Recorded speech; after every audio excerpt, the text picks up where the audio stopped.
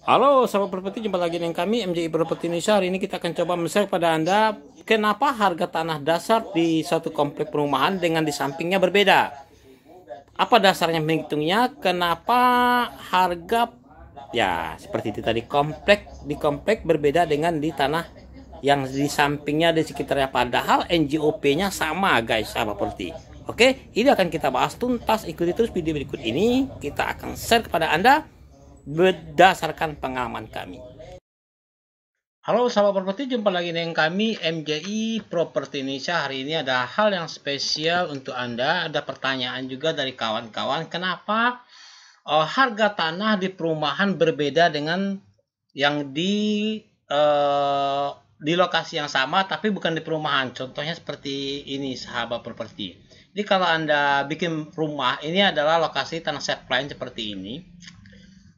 Ternyata harga tanah yang di dalam sini yang ada di perumahan, di pemukiman ini berbeda dengan tanah yang ada di samping sini.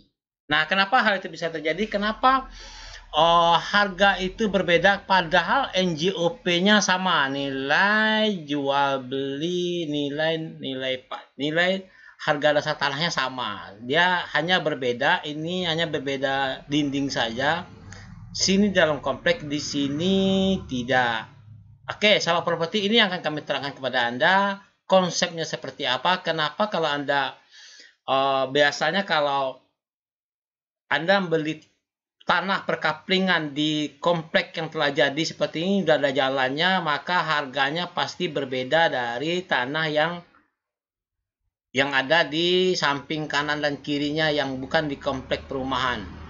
Nah, dalam kesempatan ini yang akan kami terangkan kepada Anda konsepnya seperti apa, bagaimana menghitungnya, dasarnya apa.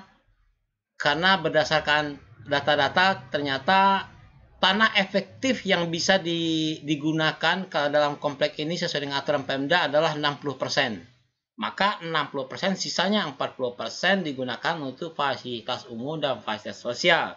Dan fasilitas umum itu bisa jalan lingkungan seperti ini, ada fasilitas umum seperti lapangan terbuka hijau. Nah, ini termasuk yang 40%. Nah, sisanya yang 60% ini yang akan bisa dijadikan lahan tanah perumahan. Anda jangan bayangkan kalau Anda punya lahan 1 hektar atau 2 hektar terus kita bangun semuanya. Kalau kita kalikan 2 hektar itu bisa 400 unit. Tidak seperti itu sahabat properti, dibagi 60% dan hanya kurang lebih 60% itu kurang lebih kalau 2 hektar itu sekitar 100 unit lah. Nah, ini contohnya dari pemukiman yang kami punya 1,1 di perumahan Berna Indah residen, dari tanah efektif 6.840 meter persegi, persentasenya 60%. Fasilitas sosialnya 4.160 meter persegi, persentase 40%. Jadi yang boleh dibangun itu hanya 6.840 meter persegi, persentase 60%. Oke, sahabat properti, kita hitung di sesi keduanya. Anda ikuti video berikut ini bagaimana cara menghitungnya. 60% itu dapat dari mana, 40% itu untuk apa. Dan ini penting bagi Anda kalau ingin membangun perumahan dan juga ingin perbandingan. Kalau Anda beli tanah kaplingan di perumahan dan Anda beli di sampingnya, bagaimana harga tersebut berbeda, apa efektivitas dan bagaimana keuntungan dan kerugian kalau kita membeli lahan di perumahan yang telah jadi seperti ini atau di sampingnya. Oke sahabat properti, ikuti terus video berikut ini sesi. Halo sahabat properti, kita lanjut ke sesi kedua. Kita mulai menghitung simulasi hitungannya seperti ini. Lahan yang efektif 60%, sedangkan sisanya 40% digunakan untuk fasilitas sosial dan fasilitas umum. Ini aturan dari Pemda. Kalau kita ingin bangun perumahan ada koefisien dasar bangun KDB namanya 60-40%, tergantung daerah. Kabupaten daerah berbeda-beda, ada yang 70% atau 30%. Oke, kita ambil yang 60 atau 40%. Contoh soal. Developer akan membangun perumahan dengan asumsi luas tanah kotor 2 hektar atau kurang lebih 20.000 meter persegi. Jadi 2 hektar itu kurang lebih 20 meter persegi. Cara menghitungnya adalah tanah dasar luas 20.000 meter persegi. Ini harga tanah, bukan, tanah dasar luas 20.000 meter persegi atau 2 hektar. Harga tanah dasarnya 400.000 kita ambil, harga tanah dasarnya 400.000. Ini juga tergantung di tanah di daerah Anda masing-masing pasti berbeda, dan 600 ini kita contohkan saja. Oke, sahabat properti. Nah, berapa harga tanah neto bersihnya setelah dikurangi 40% untuk fasilitas sosial? Kita asumsikan harga dasar per meter 400.000. Tanah dasar luas, oke, ini kita mulai begitu. Oke, sahabat properti, pelan-pelan saja, yang penting paham dan Anda bisa menghitung.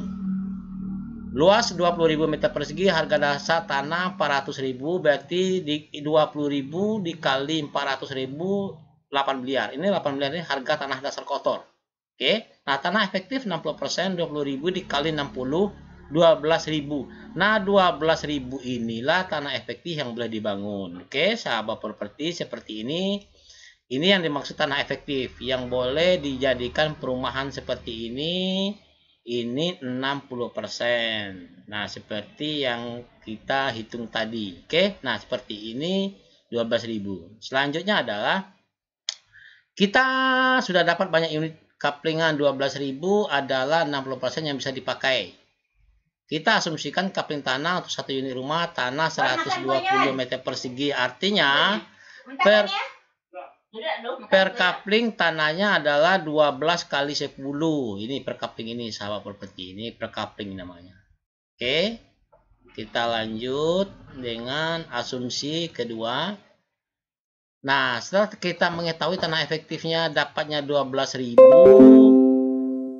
maka kita bagi 120. Oke, sebentar.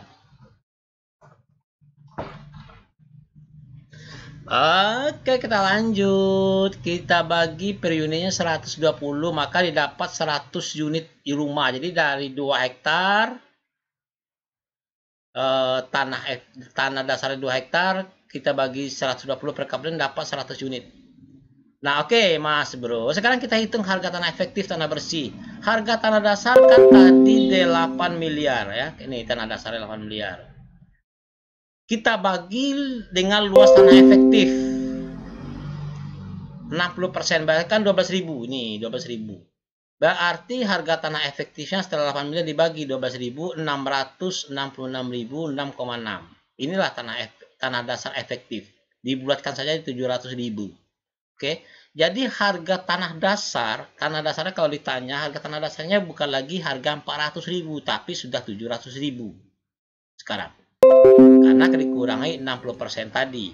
Makanya sahabat properti di sini Anda bisa saja harga berbarisan depan, harga di samping tanah di sini harga dasarnya 400.000, sedangkan di dalam perumahan di sini, lingkungan di sini harganya 700.000 tanah dasar. Oke, itulah dasarnya kenapa harga di tanah di perumahan itu mahal. Agak mahal dari lingkungan di sekitarnya. Ini 700.000 ini baru tanah dasar ke sahabat properti.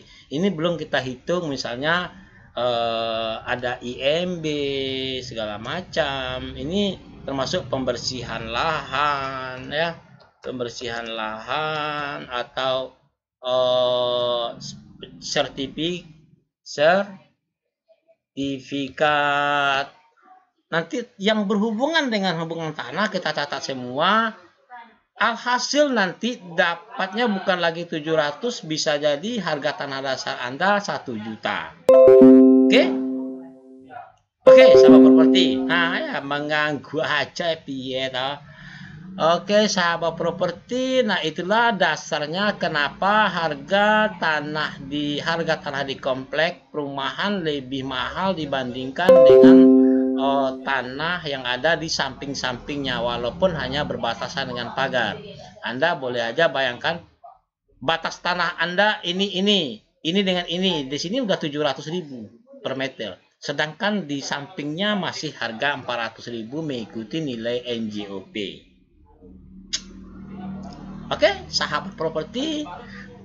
Kalau ada pertanyaan, Anda ingin dihitung tanah Anda ingin kerjasama dengan kami, hubungi kami siap bantu Anda di lokasi manapun, karena kami memang berpengalaman di bidang itu. Share video ini ke teman dan sahabat Anda, semoga ada manfaatnya. Assalamualaikum warahmatullahi wabarakatuh.